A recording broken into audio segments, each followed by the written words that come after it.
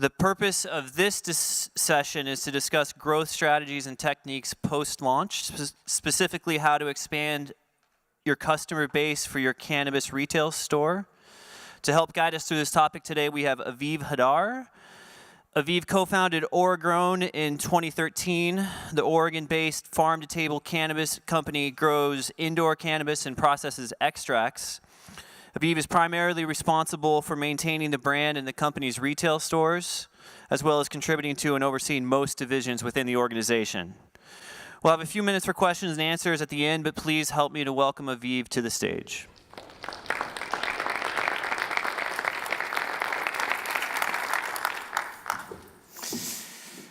Okay. My name is Aviv. I was going to give a long prepared speech, but 50 minutes is way too long for me to write a speech, so we're just gonna flow with it. All right. So you have a loyal customer base. Now, how do you expand it? You need to bring in people that are from all age ranges, whether they are 21 up to 79, 80, doesn't matter. You got to reach everybody and figure out a way to target them and get them into your store. You need to sponsor local events, you need to engage in your community, and you want to turn customers into repeat customers. You need to acquire customers that already have a go-to shop, which is a really hard thing to do. It's a very flooded retail market, and a lot of people have their favorite dispensaries that they want to go to. You have to pull them away from that and make you their favorite dispensary. We're going to talk about marketing tips and insight, branded items, how to manage your shelf space, a wide variety of topics. So, a lot of people think that, you open a dispensary and the typical pothead stoner comes shop there. You really want to try to make it that you're demystifying cannabis to people and making it accessible, lowering the veil, and everybody can come into your shop and purchase cannabis, learn about cannabis, speak about cannabis, and it turns into more of a community center as opposed to just people coming in and purchasing cannabis and then leaving. So what we've found at Oregrown is that by creating more of a discreet and elegant shopping experience for people, you're getting medi-curious customers, you're getting people that wouldn't necessarily walk into a store with cannabis in the name, and they're coming in and learning about products and subsequently figuring out what products work for them. That's a really, really big point to touch upon is you don't want to pinpoint yourself and narrow down who can come into your store based on how it looks, the look and feel, and you really want to try to be elegant and blend into your community. This is a pretty intense thing that we do that a lot of people are shocked by, but we don't have any marijuana leaves, cannabis leaves, or green crosses anywhere in our brand. So people don't really understand why. And when you drive past an Oregrown or you see an Oregrown in town, some people think that we sell clothing, some people think that we're a college goods store, some people think that we are a supermarket. And that contributes to the town accepting us, to the people accepting us, to our ability to pinpoint real estate, convince local governments that we will be good stewards to those pieces of property.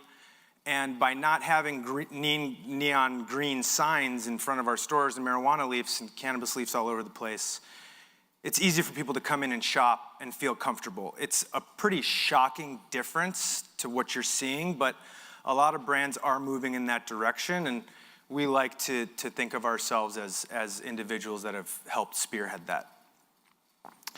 So community engagement. This is arguably the most important thing that we do in terms of engaging with where our dispensaries are. So every time we sponsor a local event, we sponsor huge local events, 50,000 people, 60,000 people, 75,000 people, and our trade show booths are up. We have a big cannabis spinning prize wheel, and we have a big presence. we're going to the customer. We're going to the consumer. We're not making them come to us. So we're bringing our experience into the community. So, for example, Bend, Oregon. This is the Vail, the Boulder of Oregon.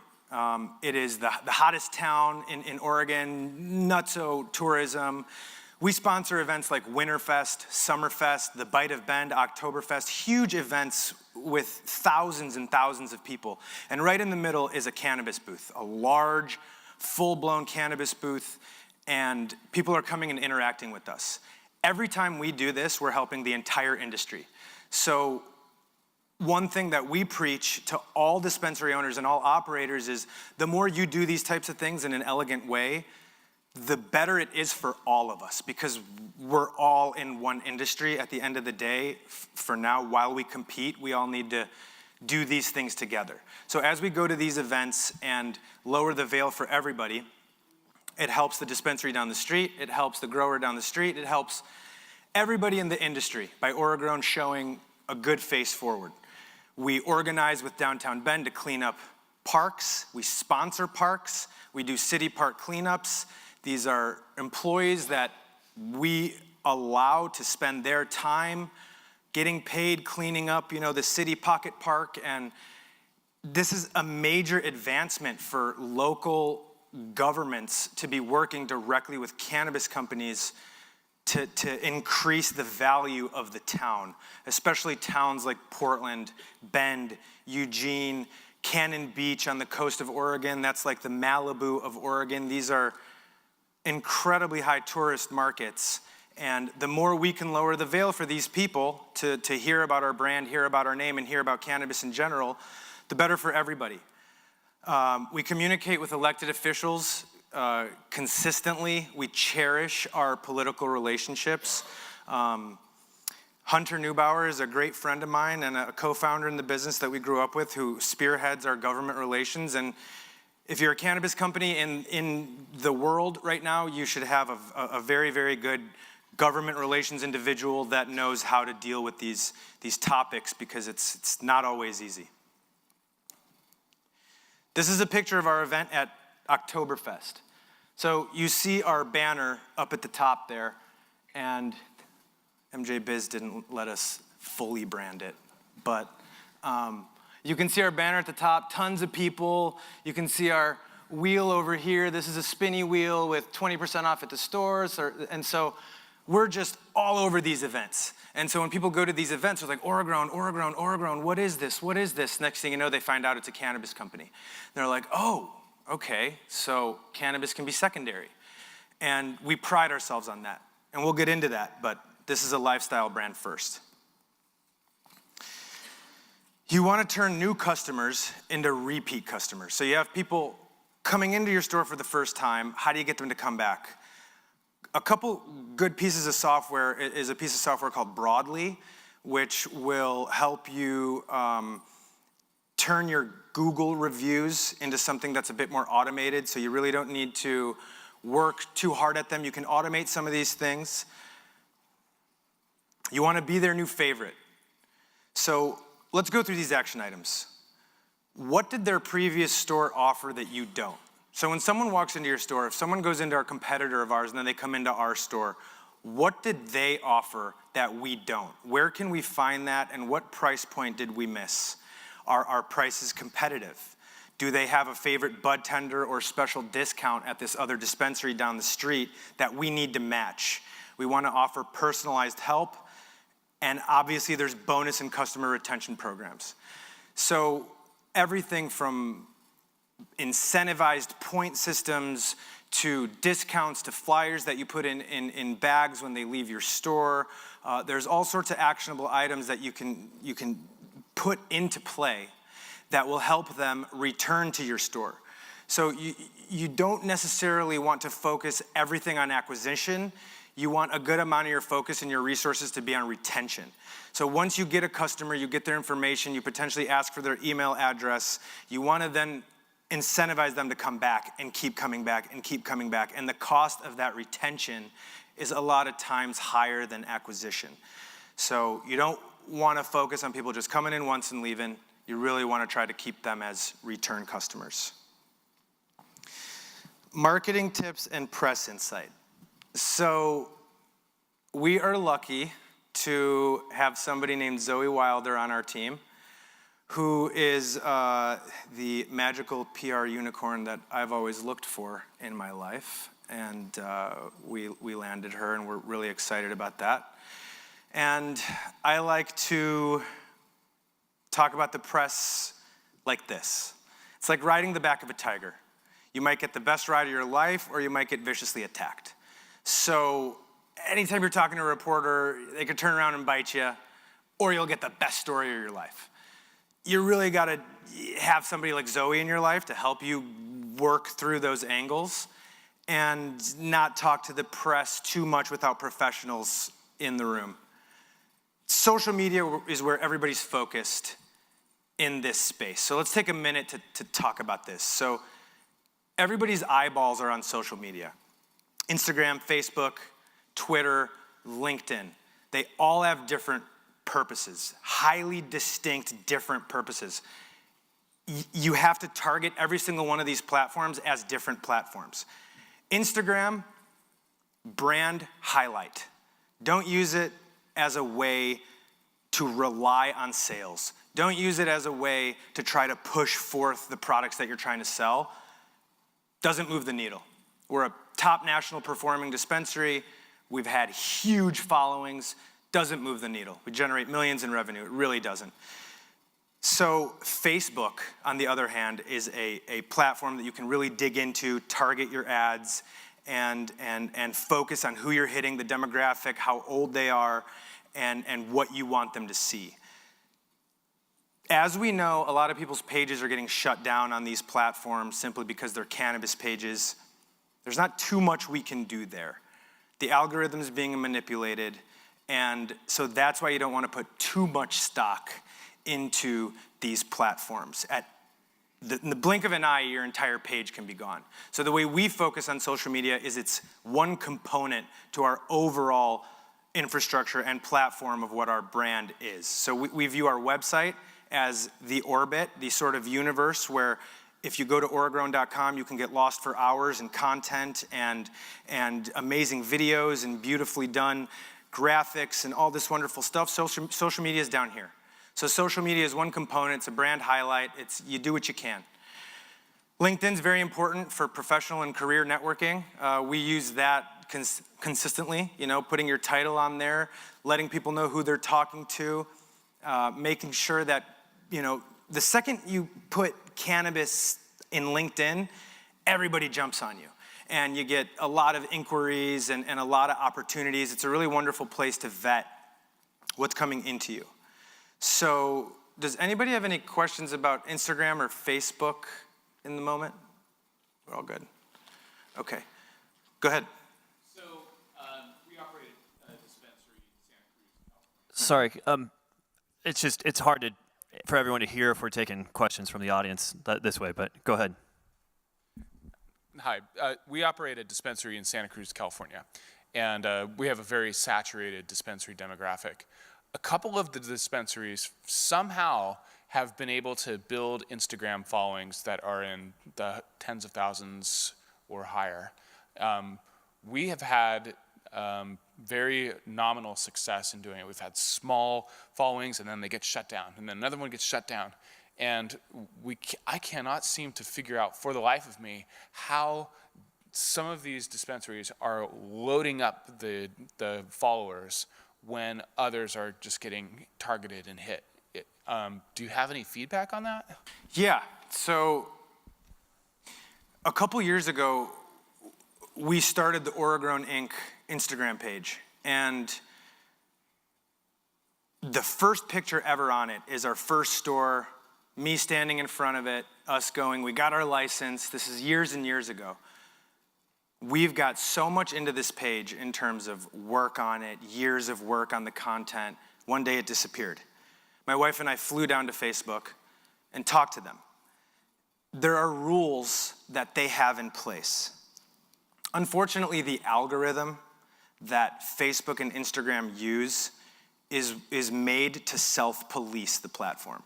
So what's happening is, let's hypothetically say at 2 a.m. someone puts up a bunch of pictures of a crime scene that shouldn't have happened. The report button is there in order for the community to hit report, report, report, and for the page to go down pretty quickly. So that's a manipulation of the algorithm. A side effect also happens is if you're hashtagging your photos, let's say Portland or Eugene, and someone who isn't into cannabis sees that, they'll report you. Chances are your competitors are flagging your page and manipulating the algorithm in order to get your page shut down. The only thing you can really do is not use hashtags, turn your page private, and pray. There's not much else you can do. I mean, this is where we have decided to stop posting cannabis photos and instead turn into more of a lifestyle brand that preaches what the industry is about. Cannabis is secondary. And a lot of that has to do with, we've got such a loyal following, we don't want anything to happen to the page.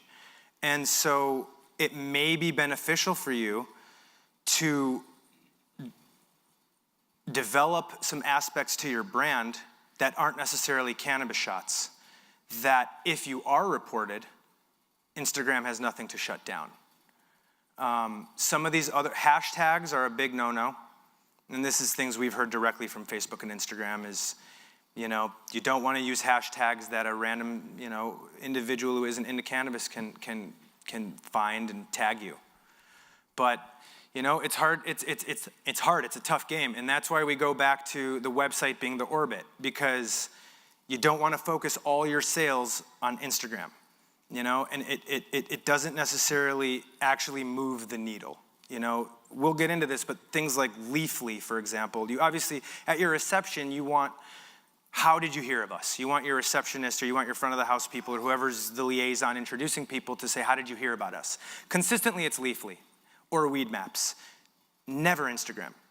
And I mean, you would think that it's all Instagram and that, folks like the Jungle Boys and these huge, huge companies are enormous because of their Instagram following.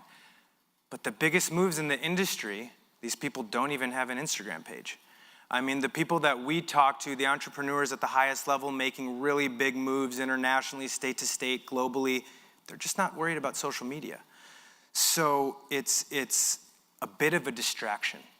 So what I'm trying to emphasize is use them, have them as tools, don't rely on them. Focus on your website and content that you can control that nobody can take down.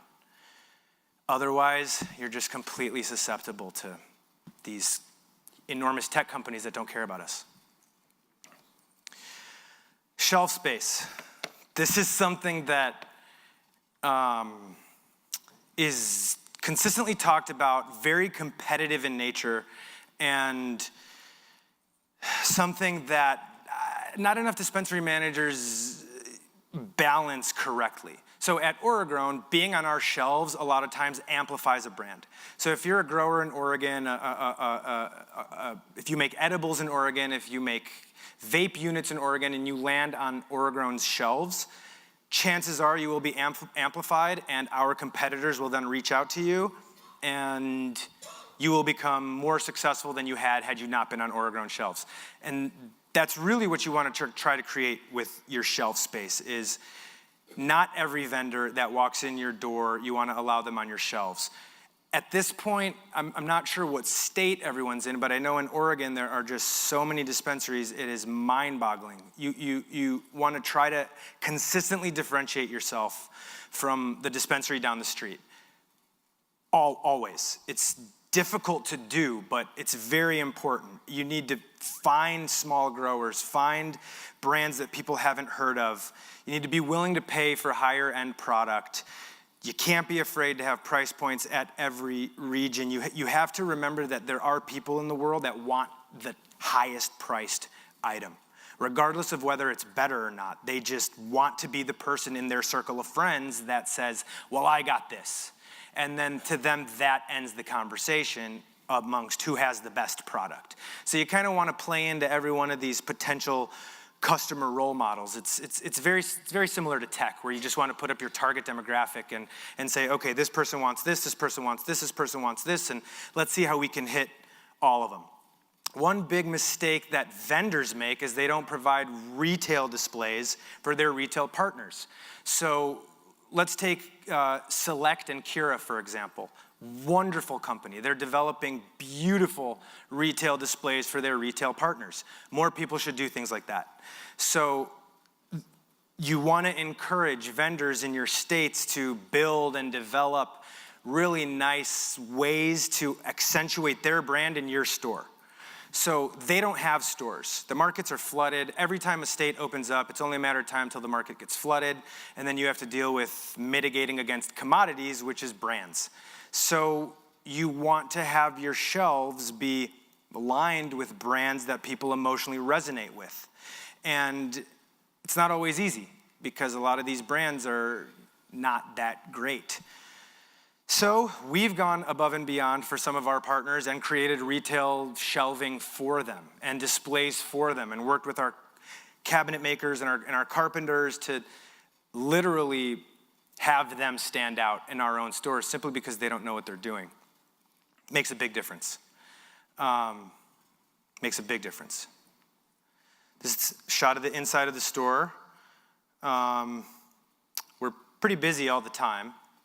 Very nice open layout, space in between each point of sale. All the customers and the dispensary bud tenders can walk around and engage with each other. So similar at an Apple store, the way overused example with dispensaries, the Apple store, but we actually are like an Apple store. So when you walk into an Apple store and you're looking at an iPhone or an iPad, there aren't people standing behind a counter telling you about it. A lot of times they come up, they walk around these things, they talk to you about it. As you can see, people in the back, everyone's kind of commingling together. So it's less of a, I'm back here, you're over here, I'm serving you. A lot of times a bud tender and a customer will walk around together for 15, 20 minutes looking at product and then go up to the point of sale at the same time. So it just creates a bit more of a dynamic workflow. So I want to talk about what is the most important part of this industry from where we see it. So I'm going to read our mission statement. When people think of Oregon, they think of a particular lifestyle.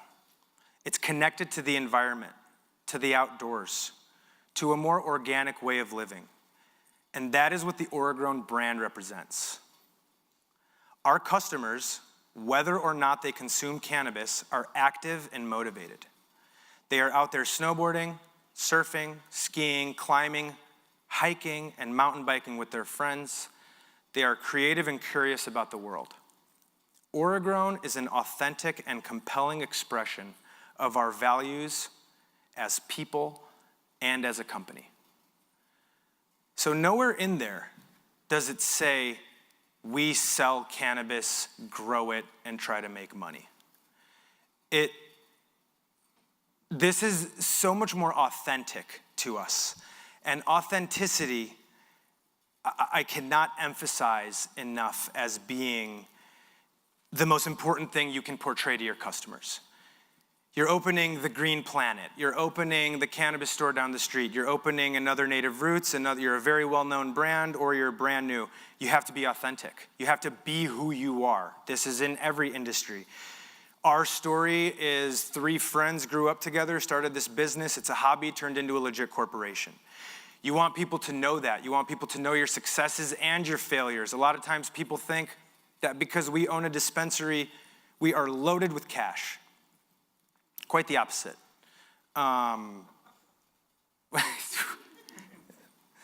It's true. People want to run into the industry and think they can make some money. It's not necessarily the case. At the end of the day, you're running a retail store. It might as well be fashion. It could be technology. You're running a retail store. You're running a business. You have to focus on your margins.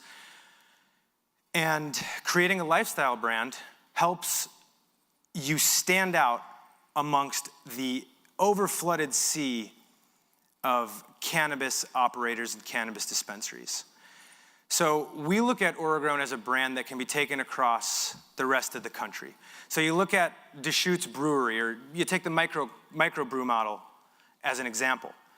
You take Deschutes Brewery, 40 states, enormously successful, Mirror Pond, very successful beer. Deschutes, Oregon is the county in which Bend resides in. We were lucky enough to brand the entire state. And so we're selling, for lack of a better term, we're explaining what Oregon is to people. Outside, Pacific Northwest, like this mission statement says. Cannabis is secondary to that. So we're not just trying to get people high. We're not just trying to create the strongest product and move the most units and just make money. That is secondary to furthering the lifestyle, making sure people are living a healthy lifestyle with this. It is not in the same vein as some of the other industries and the sin tax industries. We have a opportunity here to create a very elegant industry. And what we want to see is more people moving in this direction, where cannabis can be integrated into communities, into really high-end communities, without city councilors and government officials getting in the way at every step. And by being a lifestyle brand that also happens to sell cannabis, it's a lot easier for people to embrace you.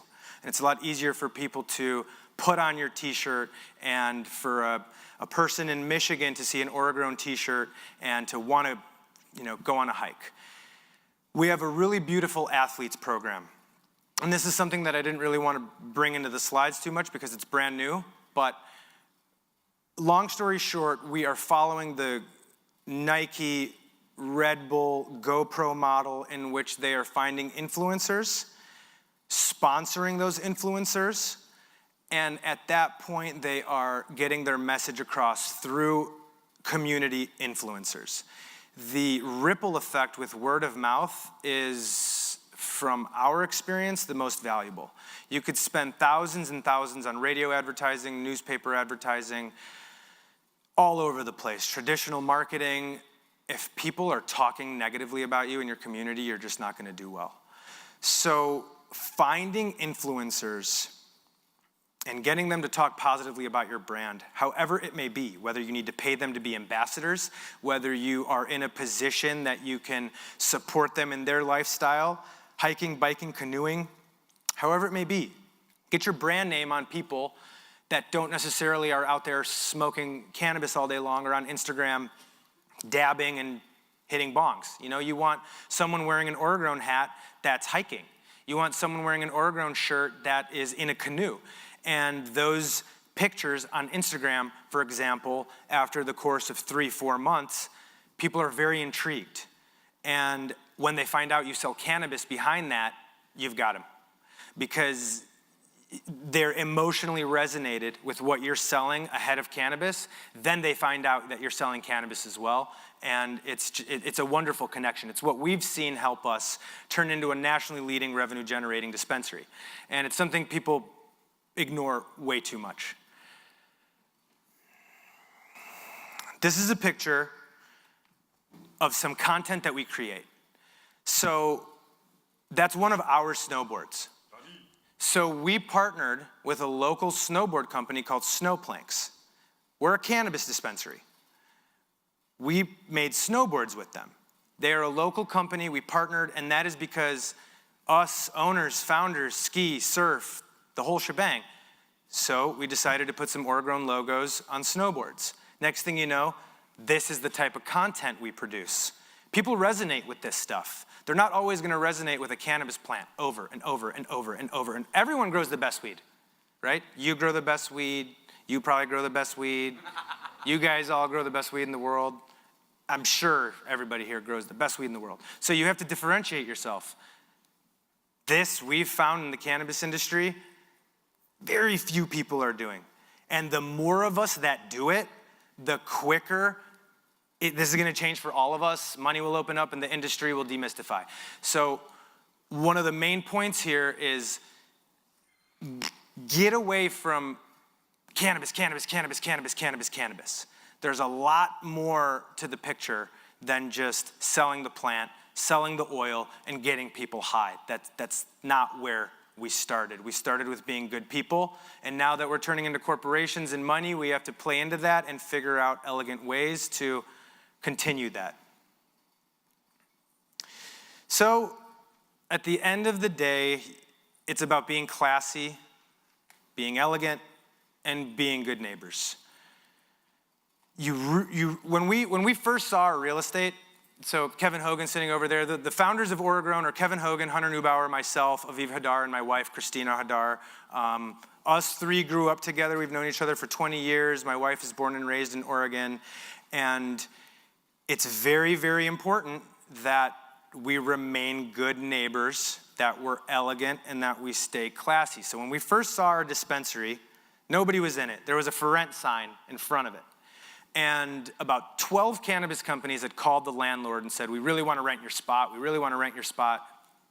He said, no, no, no, I'm not dealing with cannabis, no. Then we called him. And he said, okay, I'll take a meeting. It was a CPA firm and a property management firm. 2 businesses. This was the building. Over time, we took over both locations. At first, he said no to a cannabis company being in the building. Now we've demolished the wall, turned 2 addresses into 1, and we are right downtown, cannabis dispensary, Oregrown, have his whole building.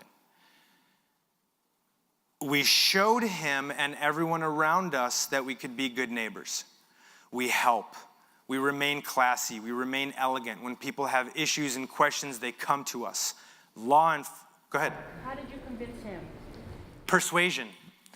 So, truly, it's sit down and write a persuasive email, a dissertation. There's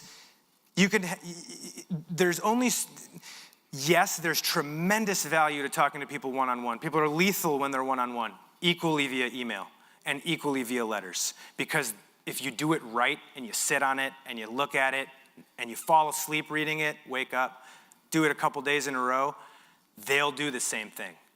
And people forget things from day to day. And that's one thing I've noticed in writing persuasive emails. It's a strength of mine, is that if you land a persuasive email in someone's inbox, you may not hear about it for 2 or 3 days, you may not hear back from them, but you gotta trust that they're reading it, and they're going over it, and they're showing it to other people. And you may hear back in 3 to 4 days, because when they woke up the next morning questioning it, the conversation you had with them at noon's already gone. But that email's still there. It's still there after lunch. And it's still gonna be there the next day, and they're gonna reference it back to you. And the better you get at that, the better and more business deals and more connections are gonna link up for you, and just the more barriers will come down, because people realize you can put together these really persuasive dissertations. A quick tip, there's a plugin called Grammarly, and you plug it into your browser, and it turns your writing into Harvard grad. I mean, like punctuation, everything, verbiage, just the whole shebang.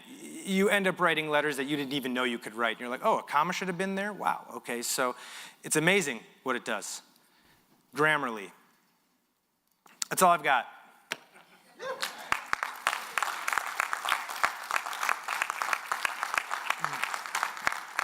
So, it's all, yeah. So we have time for questions. If you guys want to go up to the mics that are in the aisles, please. Actually, it would be better if you came up to the mic, so everyone can hear you, please. Fucking up. Hi, I have a question about your bud tender education. Yep. That's an area where I feel like 90% of dispensaries, when I walk in, the bud tenders don't really know not what they're talking about, but they only have very niche knowledge. How do you go about educating your bud tenders so that they're guiding your customers to something that they'll actually like? What the bud tender's favorite product is what they're gonna sell to that customer. So there's only so much you can do. On our wholesale side, being in a couple hundred stores, you want to make sure that your retail partners' bud tenders are essentially extensions of yourself. So if we sell into X dispensaries up all over the state, those bud tenders need to love our products and sell them in those stores. In our store, we try to pinpoint what the best products are in the state according to our bud tenders. I mean, nobody's gonna know better. So a large investor with $100 million could come in and launch a brand and launch products and launch a gummy. If the intake manager at the dispensary down the street doesn't like it, it's not making it on the shelves. A lot of times these investors don't know that. And so the buck stops with some of these intake managers, and some of the bud tenders are the ones directly interfacing with consumers. So the bud tender training just has to be about figuring out what they want. Ask them. We ask our retail managers, what do you guys think is best on the market? What do you smoke? I disagree with some of what they think is the best, but I have to trust them. You know, they know. You have to trust your people. If you think a product you love is better than everything else, then obviously push that and pump that. For us, that's been the PAX era. I don't know if you guys are familiar with the PAX era. It's a vaporizing device. It's unbelievable. Brand new form factor, amazing. Our sales staff and our bud tenders have bought into that system to the point where they're not even selling it at this point. It's just their favorite device. That's where you want to get. So it's hard to get there, but that's the end goal, is you want someone to love this oil so much that when someone asks, what should I buy? They direct them right to that.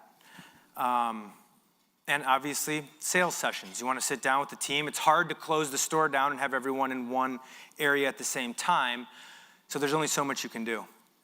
I would suggest having them find their favorite product.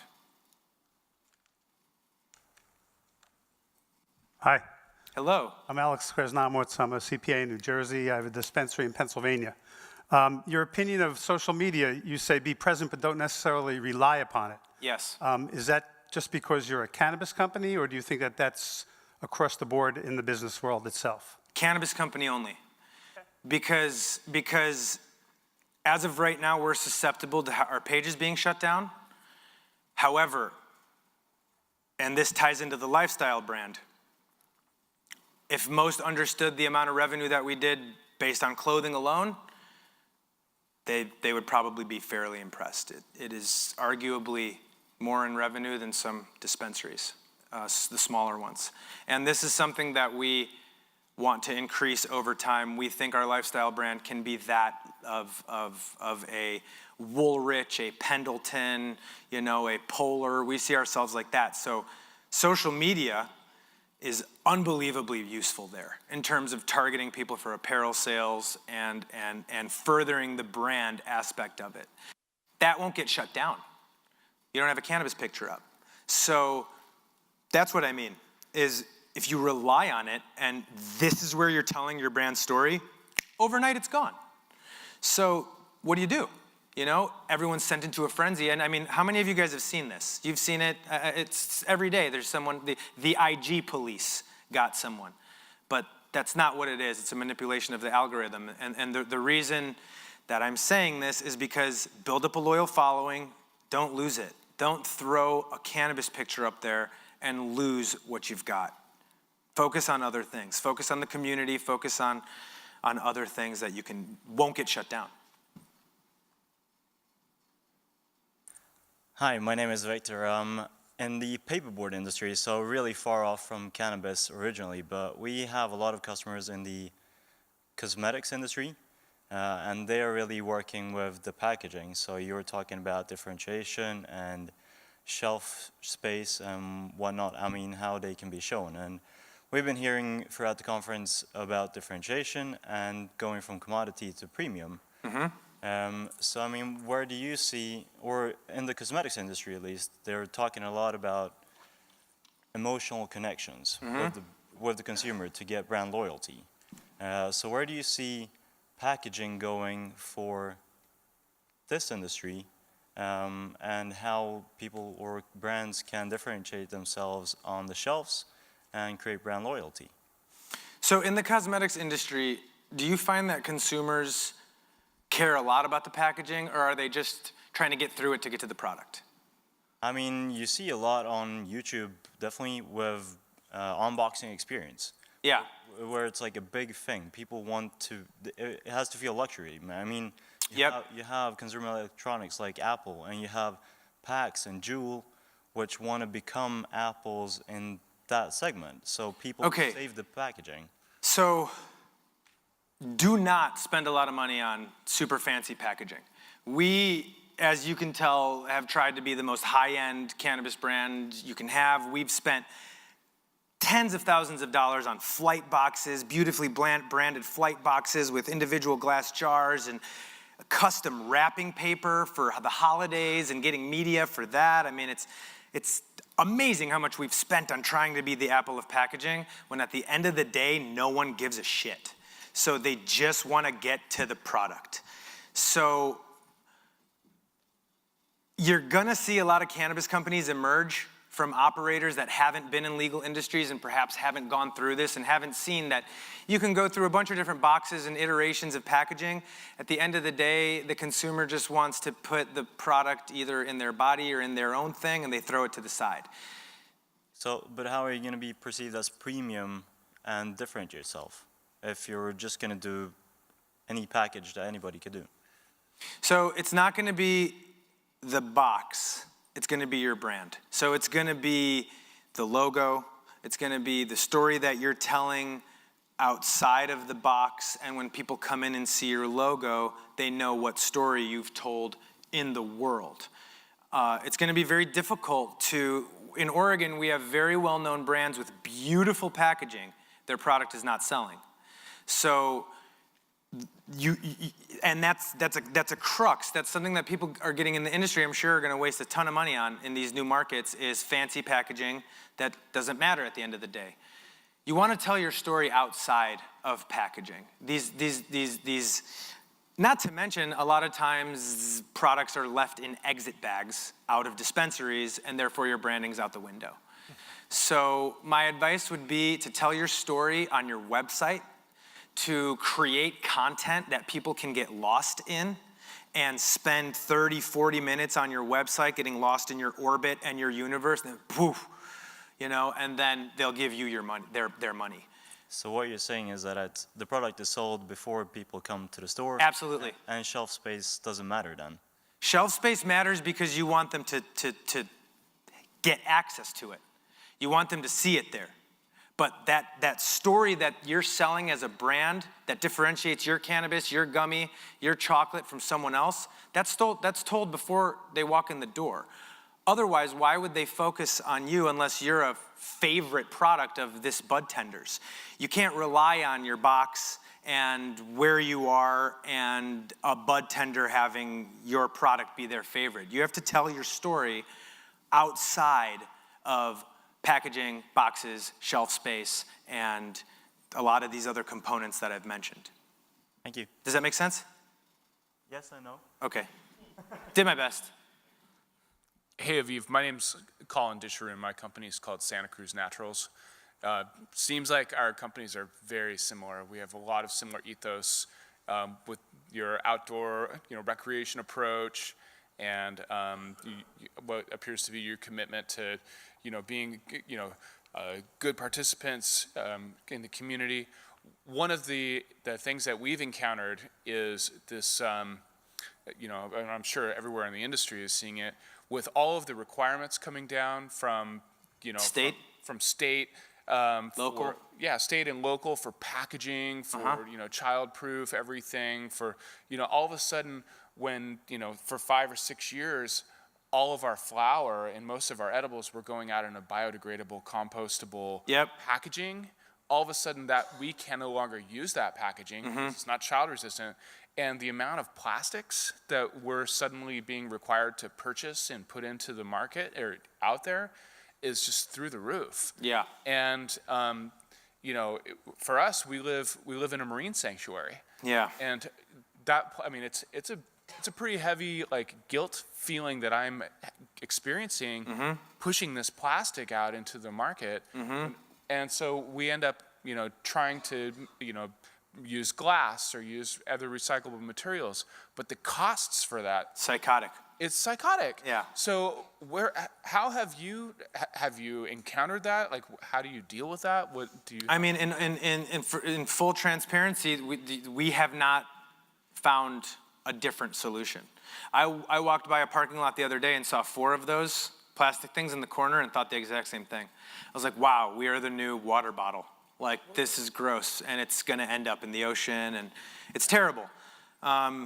I would love to have the resources to find and develop a pop top that can be recycled or is Compostable. compostable, biodegradable, even maybe reusable to some extent, because as of now, they won't even let us reuse them. So I'm with you. I don't have an answer, but it bothers me too. Some mornings, some days, it really, really bothers me. It's complete antithesis of this industry. Yeah. So anybody in the plastics, manufacturing, this is an area that really needs help. Yeah, Really needs help. yeah. Well, thanks for your input. Hi. Hi. Heard another panel earlier today, and they were talking about new product innovation, and they were always talking about form factors, going to tincturaries in different forms. And it felt like the proliferation of that is going to get almost too hard to handle on shelves at some point. Can you kind of talk a little bit about form factors and how you think about those different forms that the products come in as you're setting your shelves, and where you think that's headed? So you've got flour. It's not really changing. It's flour's flour. Vape, fastest growing market, fastest growing vertical in the industry. Edibles are going to consistently change, but the form factors are fairly similar. So the way we view it is, if you're vertically integrated, you can have one of everything. You can have a vape unit, an edible, a chocolate, a gummy, a hard candy, all that's yours in your own stores.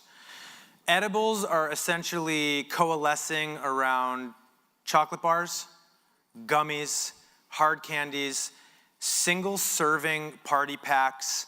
When there was an Oregon company that first launched a liquid beverage, had 100 milligrams of THC in it. The rules on the labeling were drink this much, then close it, then drink this much. Then we kept hearing people, oh shit, this isn't a beer? I can't drink the whole thing? And disaster.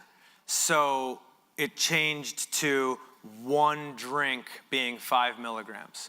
So the edible side is definitely still trying to figure it out. Dosing at these small levels, homogenization of making large batches of gummies, of hard candies, really hard to do. Vape is the future. It's where everyone's going. It's discreet. It's the future of this industry is vape, form factors in vape, features in vape, and technology and cannabis, and the consumption of the two, and these two industries converging. Hi. Hi, Aviv, how are you? Good, how are you? I'm doing good. My name is Art. We make point of sale and inventory management software, specifically based in California and servicing California clients. I was wondering, with your experience running a dispensary, what data could we best provide our customers that would be most beneficial? What are you looking at on a day-to-day basis that helps you do your job better, more proficiently and efficiently? Margins. As prices fall, you want to maintain margins. So one place we've focused on as inherently wholesale prices plummet is maintaining margins. So your prices may fall, but your margins can stay the same. If you can show me a way in your software to figure that out fairly quickly, it'd be great. We've used every point of sale software that exists too, and I don't know why the reporting features seem to lack. How many extracts I sold on the dime, quick feature, how many vape units I've sold, quick on the feature, highest testing products. Things that as a top level of an owner, I just need a brief snapshot of, like at 3 p.m. when I'm talking to someone. Sometimes it takes me 15 minutes to find this information in my point of sale. If I had an app that I could just be like, bam, we've sold this many grams of caviar or BHO in the last 30 days. I'm constantly looking for solutions like this. And being from tech, sometimes I wonder if I should just go over there real quick and build some of this shit and then come back. Yeah. So Yeah. So reporting is a big issue, and so that's what I'm Reporting, trying to figure out. reporting. Kevin Hogan sitting right behind you. Reporting. Yes. Okay. Yeah. So like best sellers, best categories, best everything. Seasonal inventory management at the end of the month. I mean, being able to look at year-over-year growth. Right now I need to pull the report. How great would it be if I could log in and see today how I'm tracking versus May last year on May 10th? Am I 3,000 above, 5,000 above? What can I do to increase today's sales versus this day last year? Certain ideas like that to increase year-over-year revenue, because what are you concerned about? Top line revenue, generating revenue, maintaining year-over-year growth and market share. So I need that information. So anything that you can do to provide me that information, help me increase where I should be focusing, you got me. Gotcha. So, and just so you know, no cannabis dispensaries are loyal to their point of sale. It is Sick. wide open. Okay, So- I appreciate it. Thank you. Build it all. All right, we're out of time. Sorry, guys. Thanks, Aviv. Thank you. Give Aviv a hand.